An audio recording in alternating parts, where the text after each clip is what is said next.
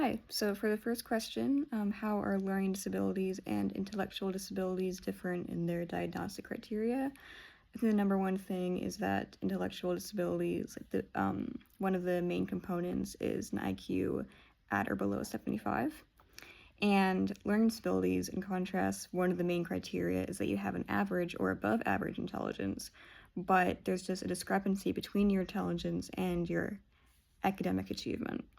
So they're very different in that I know some people with learning disabilities can come across as, because of their schoolwork, as that they are below average intelligence, but that is absolutely not the case. They are always average or above average in intelligence, and people with intellectual disabilities, a main component is that they are below average in intelligence. And the second question, if you had a student with a speech and language disorder who's difficult to understand, how could we help them participate in the class? So I think a great example was in the textbook in chapter about communication disorders.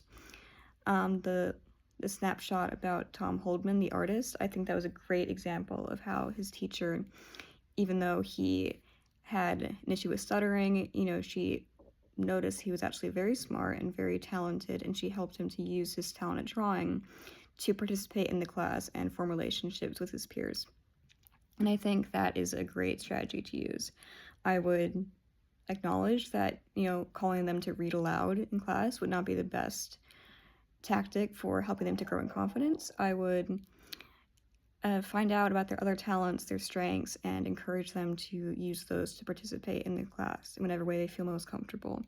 And I would try to connect them with a speech and language pathologist, someone who could help them, train their speaking skills to hopefully overcome that issue, or at least, strengthen it with some therapy. And I would try to incorporate those techniques into my class.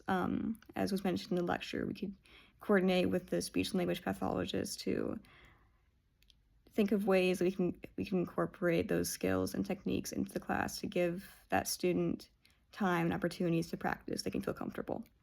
And the last question, if you were told you had a student with autism, what are two things you would do to prepare? So I think, one, I would incorporate a sensory seeking area and a sensory avoidant area. I know that people with autism differ in whether they, want to seek out new sensations and textures and sounds, and they find that really enjoyable and stimulating. So I want to have a section for that. And that could benefit, all the students too, not just people with autism. But then I would also want to have a space for my student, if he is sensory avoidant and he really hates like new sounds and difficult colors and textures and just overwhelming imagery, then I would want to have a nice space for him, quiet, where he could just go to kind of decompress and be away from all the stimulation in the classroom. And again, that would benefit the other students too, because we all need time to just take a break and be with ourselves for a second.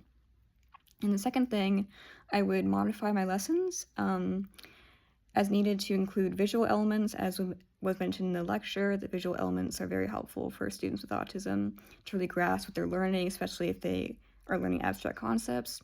And I would try to break lessons down into very concrete steps, so the student could master each one at a time and not be overwhelmed with a ton of steps and instructions at once. So those are the things I would do. Thank you very much.